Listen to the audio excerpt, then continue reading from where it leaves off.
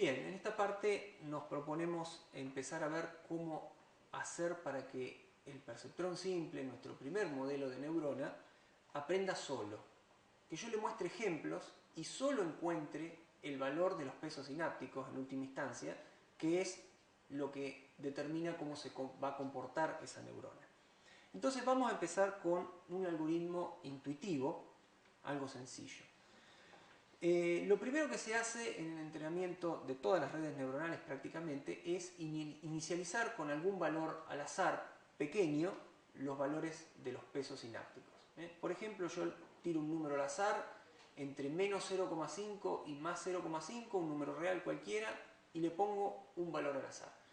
Ya se van a ir acostumbrando a esto, que en principio parece extraño, pero la idea es que el algoritmo encuentre los valores de peso independientemente de dónde se inicie el algoritmo. Entonces lo que nosotros queremos hacer es mostrarle muchos ejemplos. En el caso que veníamos viendo de la función OR o la función O, nosotros lo que le tenemos que mostrar es muchos casos correctos de cómo funciona esa función OR. O sea que uno se puede imaginar que en un archivo de texto yo voy a tener los dos valores de entrada, x1 y x2. Yo podría pensar que hay x1, x2 y cuál debería ser la salida. Podría tener el caso de que sea verdadero, verdadero, por lo tanto la salida va a tener que ser verdadero. Podría mostrarle otro caso en el cual sea verdadero, falso, para el cual la salida tiene que ser también verdadero. Pero también podría haber algunos casos diferentes que no sean un ejemplo perfecto, sino que tengan algún nivel de variación. Entonces, en este caso, ¿qué se imaginan que tendría que dar como salida a la red? También tendría que dar más 1, ¿no? Porque es otro caso de verdadero, verdadero. Lo mismo si yo tengo menos 0,07, por ejemplo, y menos 1,1. En este caso, la red tendría que dar menos 1, porque son los dos falsos. Yo, imagínense que puedo tener un archivo de texto con muchos ejemplos, y yo quiero que los pesos sinápticos se determinen automáticamente a partir de esos ejemplos, de manera que, por supuesto, la red se comporte bien, o en este caso no es una red, sino una simple neurona, se comporte bien para todos los casos que yo les estoy dando. Entonces, vamos a ver cómo podemos hacer este cálculo de los pesos sinápticos.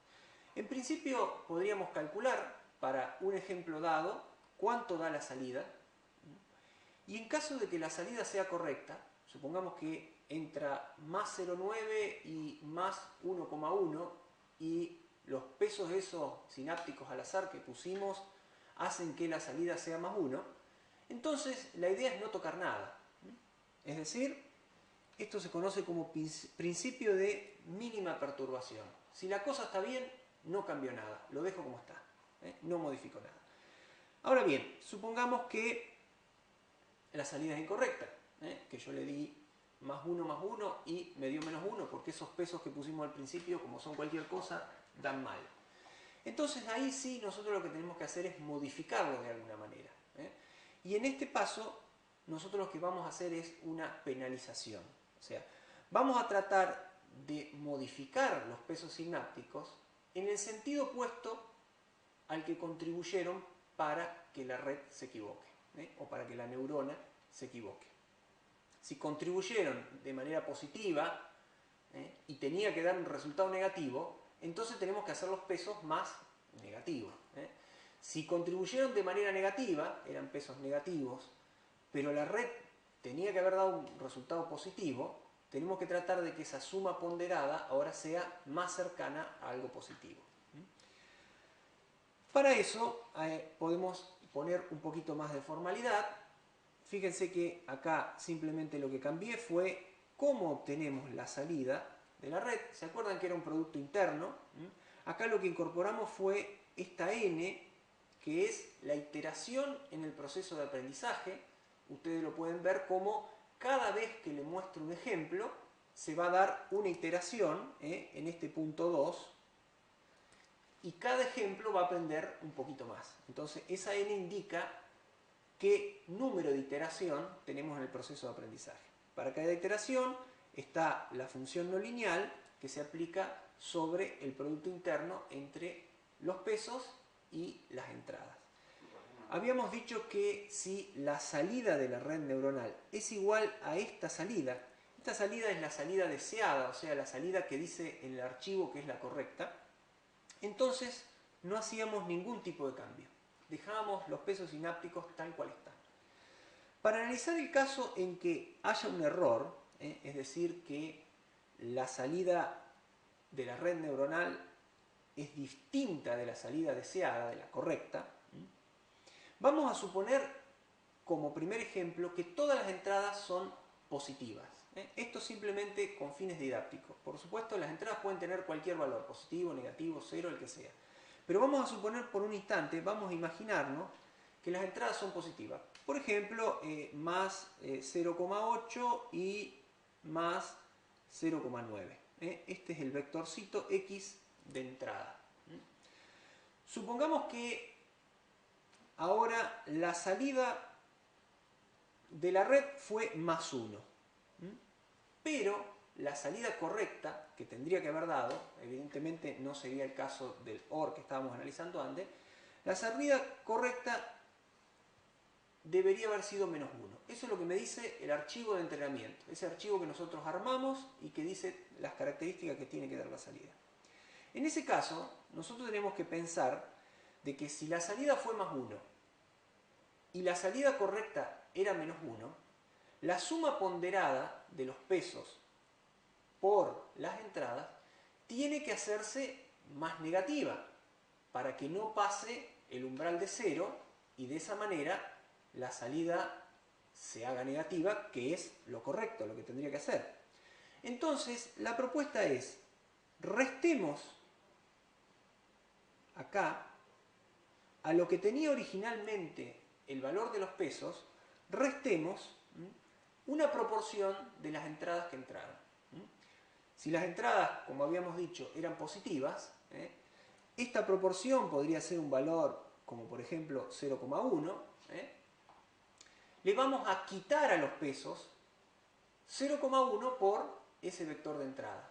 O sea que los pesos, supongamos, valían 0,7 y 0,8, van a valer algo menos, lo vamos a estar haciendo más negativo. Y efectivamente vamos a estar contribuyendo a que si vuelve a entrar esa misma entrada, dé un valor más chico o incluso se haga negativo. De la misma manera podemos analizar el caso en que la salida que me da es menos 1, pero la que tendría que haber dado, la correcta, es más 1. Si tendría que haber dado más 1, pero me dio menos 1, yo tengo que hacer que la suma ponderada, los pesos por las entradas, dé un valor más positivo ahora, más grande, de manera que pase por arriba de 0 y el signo, la función signo, me dé más 1. Entonces yo, al valor que tenían antes los pesos, lo que voy a hacer es sumarle una proporción, una cantidad proporcional a lo que son las entradas. Fíjense que si pensamos que las entradas son positivas, efectivamente vamos a hacer que los pesos en la próxima iteración se hagan más positivos y muy probablemente ahora en lugar de dar menos 1, que era lo equivocado, me va a dar más 1. De esta manera encontramos una forma de actualizar los pesos sinápticos de manera que la neurona, la próxima vez que yo le muestre los mismos ejemplos, funcione correctamente. Vamos a reemplazar esta ecuación por una ecuación simplificada y vamos a agregar, como yo les había anticipado, este paso 3 que me dice que tengo que volver a mostrar otro ejemplo y otro ejemplo y otro ejemplo de una entrada con su salida deseada. Para simplificar esta función de adaptación de pesos, lo que vamos a hacer va a ser unir las dos que teníamos antes en una. Fíjense en esta propuesta. Yo voy a poner al peso actual le voy a agregar una proporción, un valor proporcional. Este es el valor que decíamos que podía valer 0,2, 0,1, por la diferencia entre la salida deseada y la salida que me está dando la neurona. Y eso por la entrada. Fíjense que acá simplificamos todo, porque simplificamos tanto el caso en el cual la salida deseada sea igual a la salida que me está dando la neurona, porque en ese caso, esto que está acá, que sería el error, me daría 0, porque serían iguales, ya sea que las dos sean menos 1 o que las dos sean más 1, me estaría dando 0, y en ese caso, simplemente, el peso sináptico, los pesos sinápticos, quedarían igual que como estaban, no se modificarían. Ahora bien, en el caso en que la salida deseada no sea igual a la salida que me está dando la neurona, esto me puede dar como error más 2, porque puede ser que tenga como salida deseada más 1, pero como salida real menos 1, con lo cual esto da más 2. O en el otro caso, en el que sea al revés, me va a dar menos 2. Este 2 se simplifica con el 2 que pusimos acá abajo,